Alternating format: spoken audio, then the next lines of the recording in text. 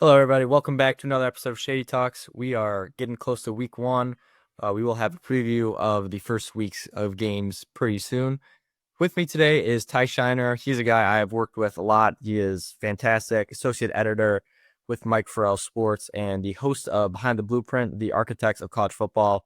This is a podcast where he talks with all the behind the scenes personnels that construct your rosters in college football. So it's a mix of general managers, director of player personnel, directors of scouting, a lot of other cool guys there. Ty, how are we doing today? Hey, doing well. Thanks for having me on. Been looking forward to hopping on since you started this. So yeah, looking forward to it. Yeah, no, I remember. I don't want to go on a tangent for too long, but when I was first talking about my idea for this channel and the Shady Talks and all that, you're talking about your project behind the blueprint. So good to see that. I don't know, it's still going a couple months later. I know that you've gotten some really nice names, really cool things that you're doing over there. So very excited to have you on today and start sharing it to another group of people.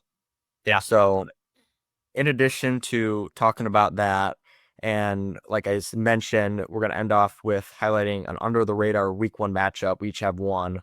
We're also going to talk about the Maryland athletic director, James Smith. He's claiming that we're going to see a 20 team Big Ten in 2030. That is obviously a couple years away, but knowing all the realignment talk that feels like it's never ending, it's probably something that will happen, especially if you get an actual Big Ten athletic director saying it too. But yes, the first thing that we're going to talk about is all the behind the scenes personnel that is taking a much larger role in college football. When you look at things like the transfer portal, that requires more people that have to run that. You have more people to scout in a pretty tight window. You have to recruit your own roster. There's so much more things you have to do with that. And you've seen the GM position, which pretty much wasn't a thing maybe even 5 years ago, definitely not 10 years ago. That has become a thing where most programs, they have a GM now. They have more scouting personnel as well. They have a lot more behind the scenes guys. And it's as college football's landscape changes, we're going to see these guys take an even larger role. James Blanchard at Texas Tech is probably the most famous example of a GM. What he's done with that Texas Tech recruiting class, or the transfer portal class mainly, along with some good NIL contributions, has Texas Tech in one of the best spots that program has ever been at. So, first question that I want to ask you about this, Ty, I know you're the expert here. What are the differences between what the Power Four, the Group of Five teams, and what the FCS teams do with recruiting, evaluating talent, getting guys in? yeah. So I think that's a question I've actually been asking also, guys. 'Cause I've been interviewing guys from all the different divisions, uh, and I think a lot of them they actually say it's aside from resources, right? That's probably the biggest difference, right? In Mm. terms of money, and still some of these staffs or departments are at the smaller levels might just be smaller, so some of the guys are doing a lot more, so they're being pulled in many different places. But actually, it sounds like from at least from the people I've spoken to, there's not too much difference when it's coming down to actually recruiting talent, right? These guys say if you can play, you can play. So it seems like depending regardless P4, G5, FCS, wherever, these guys have an eye for talent. Obviously, they know what it's relative to where they're recruiting to. But, I think again, the biggest difference for them is resources. But, I've also noticed, a lot of the guys I've been speaking to, they're all really genuinely good people. And, they really all do really bring up the relationship piece when they're talking to these players.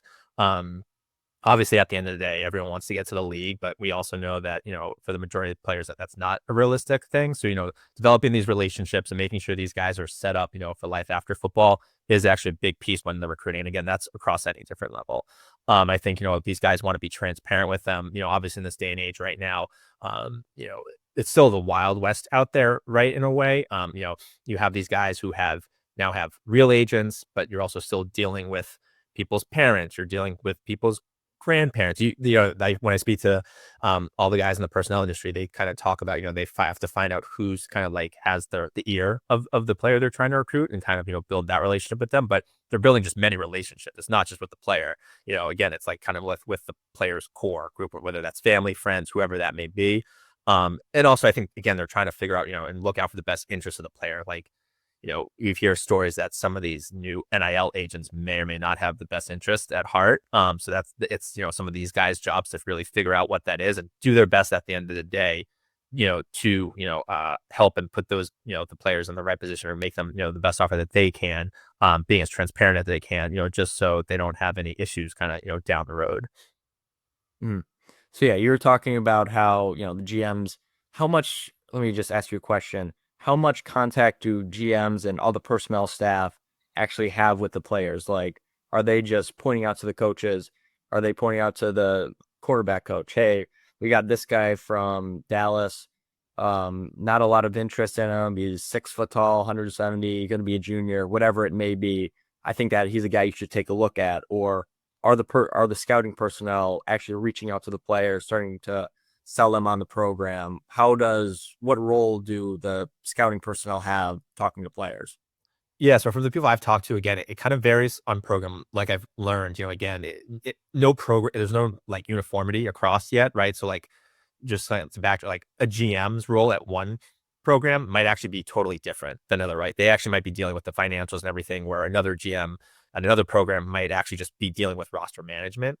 But to your question, I think or what I've learned so far, talking with people, I would say like the guys who are scouting definitely have more of the contact with the players.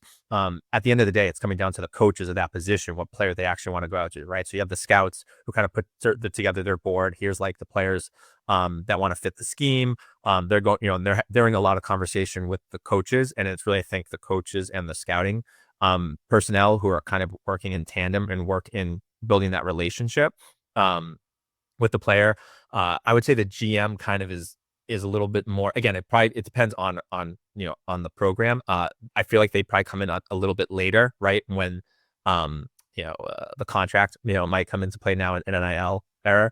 And kind of like when they're kind of like doing more of like logistics, like some of the things you don't even think about, right? A lot of these guys still have to not even just the financial piece, but they have to deal with getting like the academics and the transcripts and all like that kind of stuff that you would never even think about when you're thinking about the sports, right?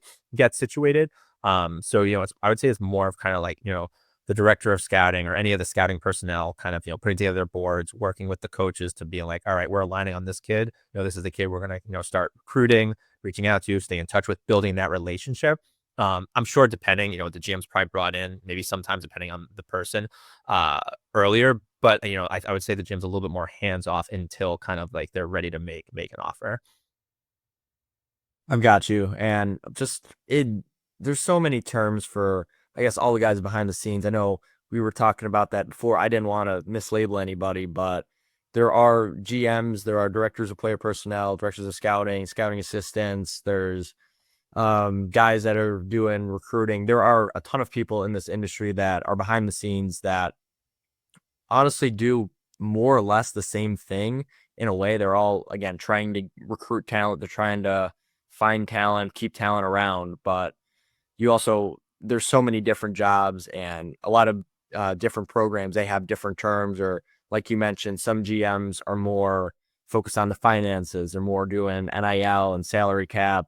On the other hand, you might have some GMs that are more looking at it from a scouting perspective, or you have Andrew Luck, who's, I don't know what to describe Andrew Luck, but he's probably more powerful than any other GM. So that's something else that I'm not sure we're gonna get soon.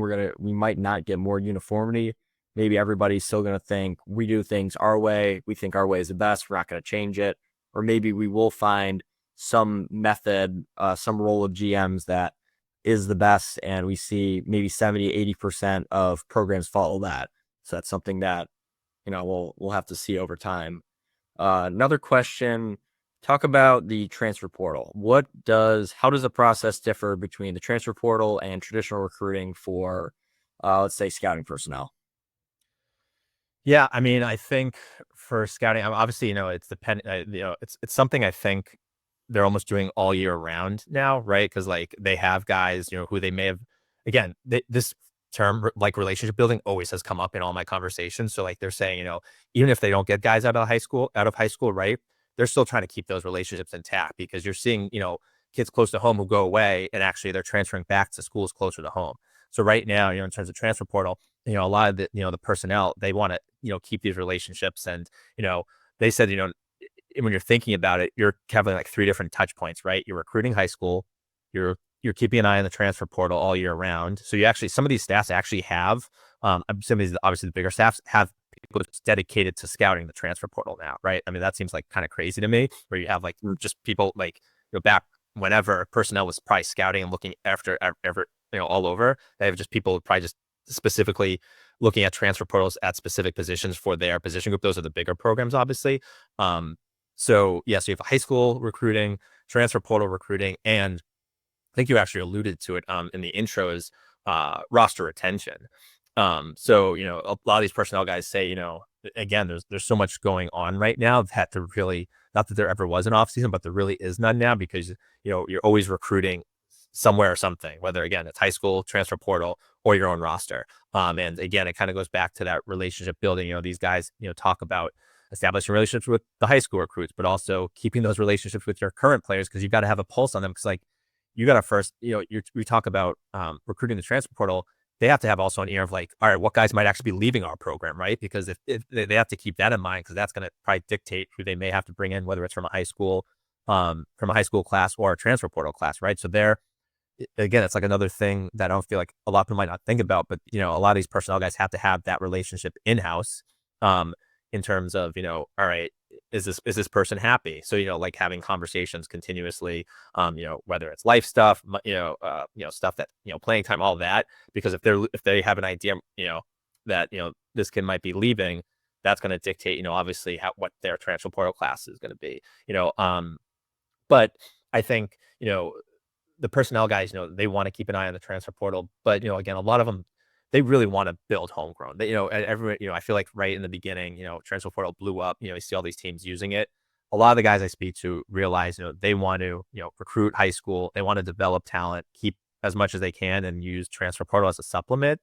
Um, and I think that's really key for them, because I think establishing that base at the program, I think, goes a long way. And I forget who I was talking to, is what I forget which guy I was talking to, but he was talking about how some statistics they were looking at actually showed some of the most successful teams last year, actually the portal, they it was one of like, the portal was not as highly used, and they've been seeing that. I mean, it's a very small sample size right now. And obviously you can see some outliers which might stick out, but for the most part, it seems like the better programs, at least whatever few year sample size, it is recruiting high school as the major thing, and then supplementing it with the portal. Yeah, I mean, if we look at Ohio State, they just won the national championship. They probably, if we didn't live in a transfer portal era, or maybe when the portal was just coming around, Ohio State would definitely have a top five roster. But using the transfer portal, they kind of realized, hey, this is our chance to go all in. They got Will Howard, Quinshon Judkins, a lot of guys that just became key contributors, added to the talent, filled up some gaps in the roster. There weren't a ton, but they filled that out, and it led them to a national championship. And I think the other thing with the transfer portal, and I guess an over reliance on the transfer portal, Florida State's a great example of that. You just have so much volatility. Yes, everything can come together. You can get a bunch of guys in the portal that connect. You don't have to worry about, say, chemistry issues. You have the right scheme for everything. You can get the guys you want in the portal too, whatever, and you can have a very good season. On the other hand, you misevaluate some guys. Some guys aren't the right scheme fit. Whatever it may be, you miss out on some guys in the portal that would have been key contributors. You end up going 2-10. So there's that part of it is pretty difficult. But then on a third hand, it's like maybe 15, 20 years ago where a coach, he's kind of finding himself on the hot seat. He needs to get talent. He needs to get talent in fast. So what does he do? He goes to the JUCO ranks. Instead of, let's say they bring in 25 players, maybe normally, ideally, you'd want maybe 20 in high school, 5 from JUCO. Instead, they'd go 15 JUCO players, 10 in high school. And you're seeing some programs like Virginia this year. I want to say they brought in 30, 35 guys in the portal, mainly veteran guys as well. Tony Elliott knows that he probably needs to make a bowl to keep his job this year. What's the best way of getting some talent in? Just go to the transfer portal, get a lot of experienced guys, hope that you can connect on enough guys and just get in, get to a bowl game. So Mike Gundy at Oklahoma State's another example of that. that's more of necessity just based on how bad that roster was last year, and they had a good amount of their own portal departures. But we're seeing just the transfer portal being used just as a means of survival as well. I've noticed. Right, and I think though to the point of like some of the personnel, that's probably not sustainable. I think at the end Mm. of the day, and another thing they bring up when you think about obviously I think this goes to recruiting, but also the transfer portal. Obviously talent's important, but a lot of these guys in terms of building the program, I always ask them like, what's like an intangible trait that they look for, like off the field, and like they always all most of them, talk about character. Like, that's a big thing of like how these kids are going to mesh with the current roster, with with the coaches and stuff like that. One of the, I forget again who was saying, he likes to talk to like, the lunch lady and like the janitor who work at school with the kid and understand, how he treats people, how the player treats people off the field. So, obviously the talent's a big a piece, but there's other things that, these guys are looking at, when they're recruiting high school or portal. Yeah, I think honestly in this era now where you have more guys that are coming in and out of programs because of the portal, I think character is more important because if you maybe you're around somebody for a couple years and maybe you can kind of you know that they're maybe not the best guy, but you can live with it, you know who they are, whatever. Compare that to a guy with character concerns that just transferred in. I guess he thinks that he's running the team, or he thinks that he's all that, whatever. He's got a bad character. He's not coachable, whatever. I think a guy like that that's just coming into the program might have a worse effect compared to the guys that have been there for a while. Do you know what I'm saying, Ty? Oh yeah, no, 100%. And I think again, when I speak to all the different, again, whether it's director of recruiting, scouting, what have you, they all kind of allude to that. And that's like a big theme that I've seen when speaking to these guys that, yeah, character is a huge piece because if they're not going to mesh, you know, again, building a sustainable program is kind of what we're talking about, especially, in, behind the blueprint, that's an important piece. And, like they say, they want a good athlete on the field, but they also want a good person too. Mhm. All right. Last question that I'm going to talk about for this segment. We've got some other things to hit on. So, what are some things that most people don't know about the behind the scenes guys that is actually a big part of their job? So, I would say when I hear director of recruiting, director of scouting, their focus is on recruiting guys, scouting guys. You did talk about maybe picking up on some of their character concerns, not just looking at film, seeing if they're maybe a good locker room guy. But in addition to that, what else do these guys do that most people I don't know about? Yeah, I mean, I asked this question to them too, and the big thing is, I don't know, some people may or may not. Obviously, this job, these guys are working endlessly. I mean, these guys, they tell me like they don't, when you're in the personnel space, and like again, like we're talking about GMs, director, I'm not even talking about actually like even entry level people into the recruiting and scouting space. You're giving up, birthday parties, vacations, graduations, all this stuff. It's a year round job. They're, you know, you can be breaking down tape, for hours a day. Then the next day you might be, hosting a recruit on campus and, taking them around to, again, like I talked about before, speaking with the parents or whoever, their go-to person is to kind of, build that relationship. Um, there's just like a lot of things than like outside of football, like they could also, these guys check in with these players and or, their parents or family members, on a daily basis to keep, keep tabs on them. I think it's just, again, like I always say, like, the average fan just tuning in on, for 2 to 3 hours on a Saturday and watching these guys win or lose. But there's so much that goes into it. And, they also bring up a lot of them, you know, all these fans, can get so pissed off after a loss or whatever, and they take it out, whatever. He says, the players and the coaching staff, and everyone are taking that loss just as hard as those fans, if not hard, harder because of all the, all the work that's going into it. So a lot of these guys, talk about how, the average fan, they they wish that they can like appreciate all the effort that goes into it, because obviously it's great when they win, but these guys are gutted, worse than the fans feel after a loss. Yeah, and yeah, honestly, any fan shouldn't feel nearly as bad as a coach or a director of a scouting assistant, whoever that is working to build this roster, a roster that they thought was going to be pretty good, especially if you lose, say, a rivalry game or something to a comparable team. That just, it hurts as it is. But when you're working 50, 60 hours a week to get this team as best as you can be, yeah, that makes a lot of sense there. We're gonna move on from this again. Director, or excuse me, not director. I've said that word so much today. Behind the Blueprint, the Architects of College Football. This will be linked in the bio. Ty, it's available Spotify, Apple Podcasts, pretty much wherever you can find a podcast, right? Yep, most of right now Spotify and Apple, and then also I write blogs that are associated with each podcast on my Substack. Awesome. Again, this will all be linked in the bio. I want you guys to listen in on some episodes. I think that it's very fascinating stuff. I listen to just about everything. Yeah, I thought it was cool enough that I wanted to bring Ty out here, share it to, again, another group of people, try and get some more steam for it. But we're going to move on. We're going to talk about a report today from Brett McMurphy from On3. He thinks, according to what the Maryland AD James Smith says, we're going to get a 20-team Big Ten soon. It honestly feels like right now we're in almost a dead zone in conference realignment. Yes, there's going to be some changes next year with the Pac-12 and Mountain West, but after that, it seemed like we were somewhat steady, actually. I know Memphis was trying to get into the Big 12. They were going to pay a lot of money to do so. Big 12 turned them down, but we knew that there was going to be a time where the Big Ten and the SEC, they're going to want to try and get more power, whether that would be with their own Super League maybe, or trying to add more teams.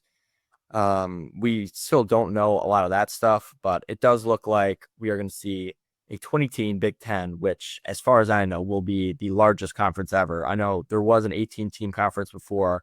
Nobody's gone to 20 yet.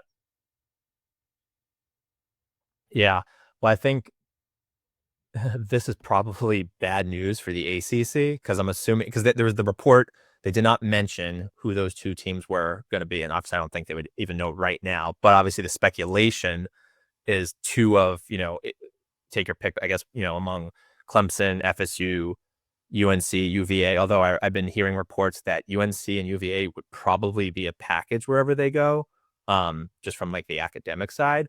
But I guess obviously it would also make sense regionally if they're looking to expand to add, I guess, either UNC or UVA or obviously, Clemson and FSU. I don't know if they would actually go together. But yeah, I mean, also, I think also we're getting closer, right, to probably like a super league if that's the case. So, I think it's interesting. And I don't know and I don't know if Alec, like in the context that he said this, like, was he proactively saying this, or I forget if the question was asked and he's like, oh, we'll be at like 20 teams. So I'm just curious actually to see like what that actually means. But just from face value of Brett McMurphy's report, yeah, I think it's bad news for the ACC. And it'll just be interesting to see which two teams those will be. Obviously, I think they also said like it's not going to be Notre Dame, which I guess isn't a surprise right now because I know they've been pretty happy with their independence, especially now with playoff realignment. But yeah, I think it's gonna be. I'm just curious really who those two teams are gonna be because then I think once that happens, there's just gonna be more of a trickle down waterfall effect. Yeah, that's pretty much the thing with any realignment. Oh, the SEC gets Texas and Oklahoma, and then the Big Ten makes their moves, and then the Big 12 is trying to backfill. And it keeps going on and on. The American backfills, CUSA backfills, and down to the FCS schools that are backfilling. So the first thing is, this is another tweet from Brett McMurphy. This is not necessary. This is partially related to the quote from the Maryland AD. North Carolina and Virginia are both attracted to the SEC and Big Ten. Both of those, North Carolina and Virginia, are kind of in the middle, I guess, of the footprints of the Big Ten and the SEC, where you would want to expand to. Virginia, you're close enough to Washington, D.C., where you could get that TV market. North Carolina, pretty close to Charlotte. So there's a good amount of TV opportunities there. You're not going across the country. You're staying somewhat within your current footprint. I mean, North Carolina and South Carolina, they're already somewhat rivals, Virginia, Maryland. So there are some advantages to doing that. A couple other teams that have been talked about, or I was thinking, all the teams do come from the ACC, which it says a lot about where the ACC is and some pretty strong brands that are in that conference that aren't getting as much money as they could be. And, there are some teams in the conference that aren't really holding their weight. Some teams that make sense to me, Miami and Georgia Tech seem like the most likely besides North Carolina and Virginia. Again, Miami and Atlanta media markets, those two programs have been very good. In football, at least, they've been better than North Carolina and Virginia. They're strong academic universities as well. That is something the Big Ten likes. Some more sleepers could maybe be Pitt and Boston College. That helps with more of the regionality. Pitt and Boston College aren't too far away from Penn State, Ohio State, Rutgers. So that part of it's not too bad, and you get good media markets as well, especially with Boston.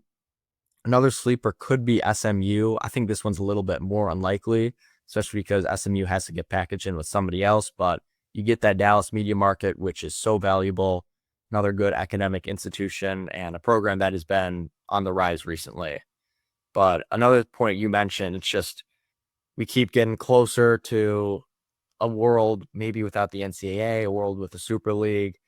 It just sucks for programs like Northwestern or Purdue that, they may every once in a while they'd have a chance. If everything came together, they could have a good year or two. Now, when you're in a conference with this many good programs, it's almost like, what can you do? Yeah. Well, we're talking about all the teams that may get in. I'm curious. I don't know what you think.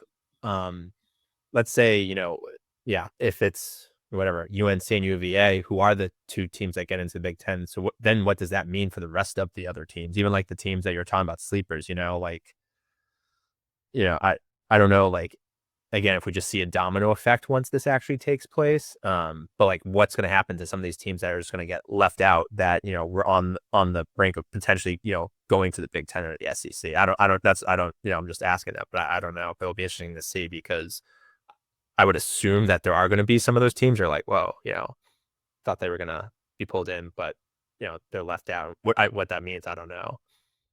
I wonder if 20 teams is actually the end goal. What if instead of 20 we get 24 and you get a couple more ACC teams that go to the Big Ten or the SEC? I think if the Big Ten expands, the SEC will as well. Maybe the Big Ten gets North Carolina and Virginia. The SEC probably wins by getting Florida State, Clemson, let's say Georgia Tech and Miami as a hypothetical. They can get some better teams there. And then past that, if let's say we do get to 24 teams in both of those conferences or more teams there, 2024, the Big 12 is going to see programs like Louisville, maybe NC State, some other pretty good programs that, they don't want to be in the ACC, which is a shell of itself. Whatever media rights they would get is going to be pretty small. They can think, hey, we can get some more good programs. We can help the conference out. I know they're always looking towards being a very good basketball conference, good enough where they have to be involved in maybe a post NCAA world. They could get Louisville. They could get Syracuse is usually a good basketball program. Maybe they expand with UConn as well. Pittsburgh. There's some more options they have as well. But I think that once you get a couple ACC teams leaving, I think the floodgates are going to open and anybody that can get out will get out. I think it might just be like a last ship out of or last helicopter out of Vietnam type of thing, like the Pac-12 was.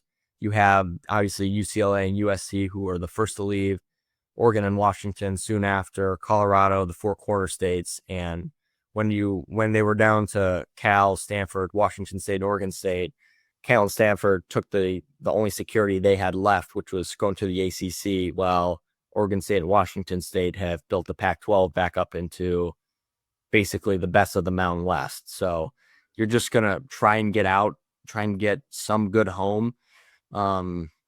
It's not going to be ideal for a lot of teams. We're probably going to get to more Oregon State and Washington States, more TCU's, Houston's, Rice from the end of the Southwest Conference era. It's not going to be a good result for everybody. Yeah, no. And I was alluding to it before, but it will just be interesting. I mean, this always comes up when you talk realignment, but what Notre Dame will do if they're actually going to be forced to do something eventually. I know right now they're saying they're not, but obviously things can always change. So it will be interesting because, if they're, if there are two super leagues formed, I mean, Notre Dame's going to have to join one of them. I don't think there can be an independent in that new world. So it'll just be interesting to see how those dominoes fall, you know? Hmm. Yeah, I know Notre Dame. I think right now they're very happy that they are still independent. They didn't end up in the Big Ten or the SEC having to play road games far away from everybody else. But yeah, I think if Notre Dame has a realistic chance to win a national championship, if they have access and opportunity, if they're still playing the teams they want to play and they're not in their regular season, I think they're perfectly fine. They're going to stay independent pretty much forever as long as they can get the money and they can still do what they want to do. But if it does get to a point where, hey, if you're not in the SEC or the Big Ten, excuse me, you're not going to be in the Super League. You're going to be playing the bottom of the ACC. You can still play Army and Navy if you want to. Go ahead there, but you're not going to be in that position to win a national championship. I think eventually Notre Dame would move to the Big Ten or the SEC, but that's something that I know they don't want to do. I know half the fan base would go into an outrage. Not sure what you would say, Ty, but I'm sure you wouldn't be too happy about it. Yeah. I mean, yes, I am transparently, I am a Notre Dame fan. But yeah, I mean, yeah, I think to your point, I don't, yeah, they have no interest. They love their independence and they're in a good spot. And I think if any other program were in their spot, they would also be happy in their spot too. But I think it's just going to be, yeah, if they have to, join the Big Ten or the SEC to continue playing at that level, I think they're going to have to make a decision. It'll just be interesting to see what that actually looks like, or if we just keep moving forward in a world where they're able to be independent, and then then they're just good, good for them, because obviously I think for them there's really no downside right now. Mm. Yeah, they're getting as much money as pretty much anybody in the country. They're playing the teams they want to play. They still hold on to rivalries, Navy, Stanford, USC. You get some good high profile non-conference games for other teams like Miami, Texas A&M. It's a really cool schedule. I honestly wish that everybody was like Notre Dame, independent in football and some regional conference for everything else, but that's a story for another day. So the last thing that I want to talk about today is some underrated week one contests. We each have a game. Ty, I'll let you take the lead. What's an underrated week one game that you're looking at? Yes, I'm gonna go to tomorrow. And I know it's actually an early game, the USF Boise State game. I think from a G5 standpoint, that's a pretty awesome game to open up week one with. I think it has huge G5, in playoff implications. Boise obviously starting the season without Genty. It'll be interesting to see how Max Maxson does, not having that safety blanket. Although, they still have a really good offensive line, the Broncos. Production wise, between Siren Gaines, Malik Sherrod, transfer from Fresno, I believe. And Latrell Caples, Matt Latour, Maddox Madsen's still going to have plenty of weapons on Boise's offense. And then USF, I was kind of high on them last year. So I don't know, maybe I was a year too early. So I'm hoping Byron Brown, stays healthy this year, because I think if we get a healthy Byron Brown, he's obviously one of the best G5 players in the league.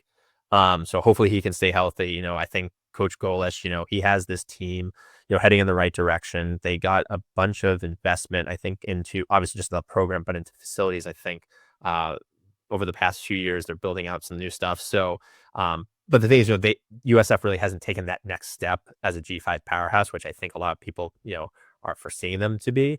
So, I think, this is just a pretty cool, G5, opening weekend game, with USF playing at home. I think that, it'll be interesting to see if they can pull off the upset and kind of set the tone for the rest of the season, of how we're going to be viewing G5.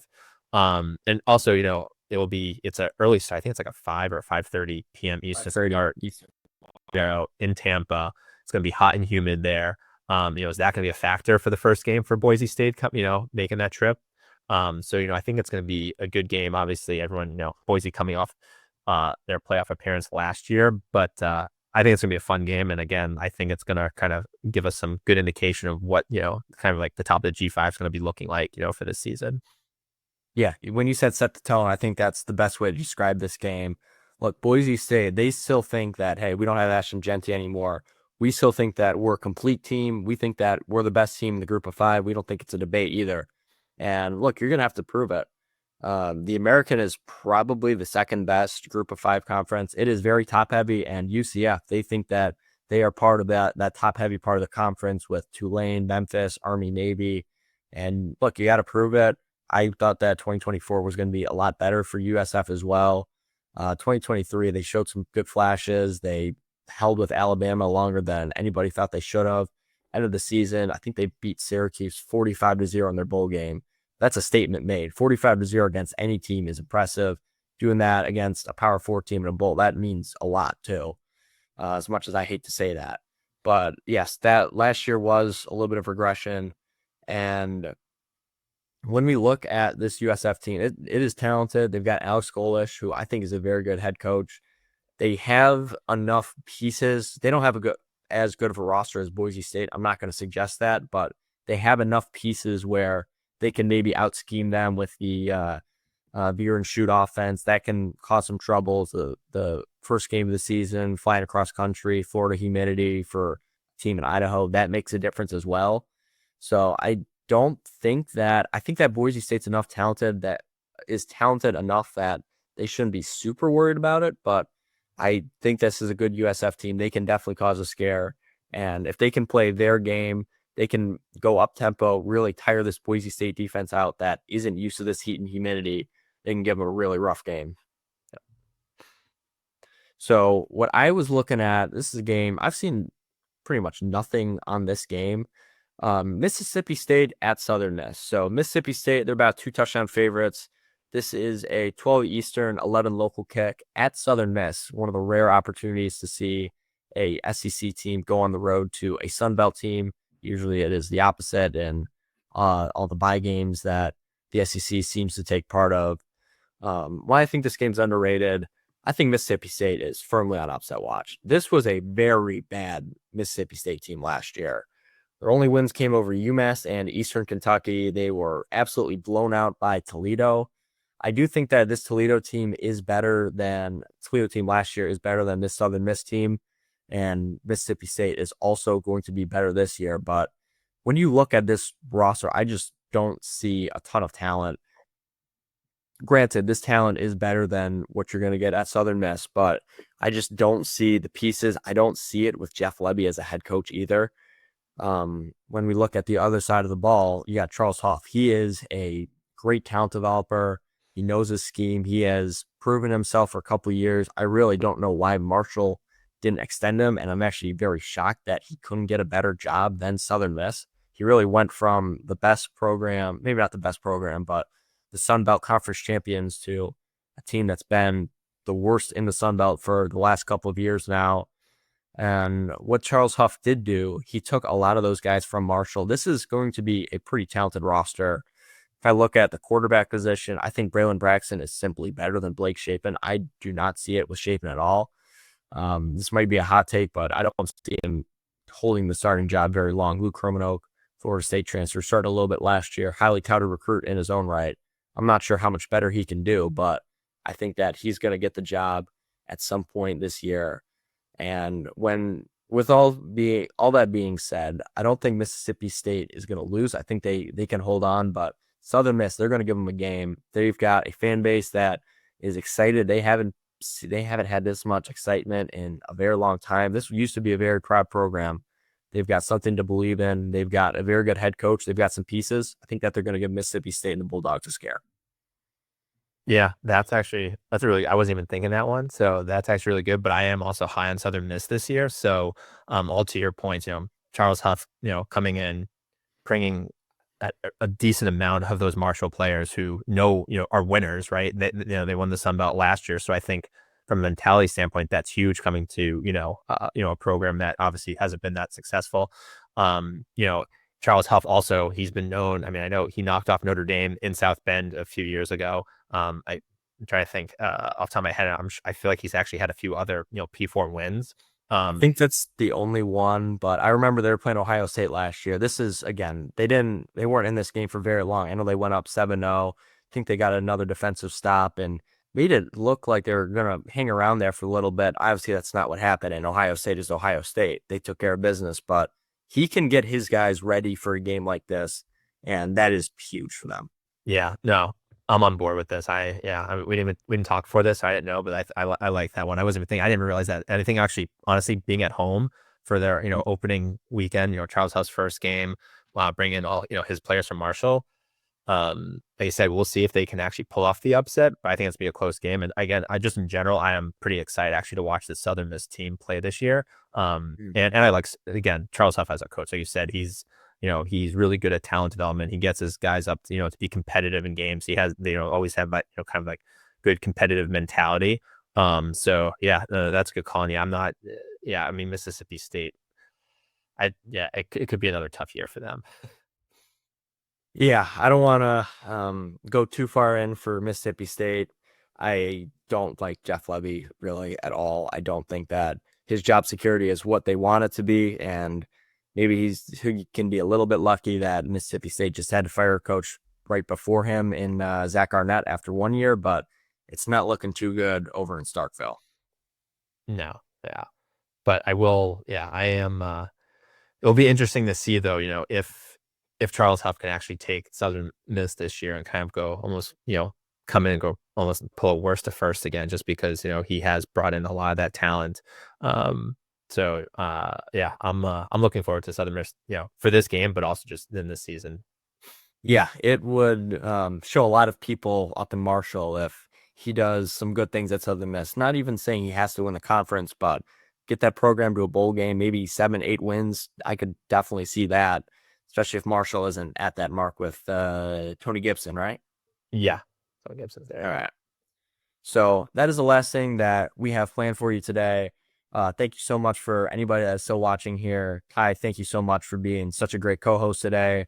Very insightful with the Behind the Blueprint. You do a lot of cool stuff over there, and I want to shout you out and thank you for that. Yeah, no, thanks for having me. Enjoyed it. And yeah, do it again soon. Of course. Again, we are very close to start to week one, start of the college football season for everybody else. Content might switch on the channel, might still got to figure some things out, but might get into some more timely topics now that we're not in the evergreen off season. We'll see what happens though. Again, thank you guys so much for watching. Take care.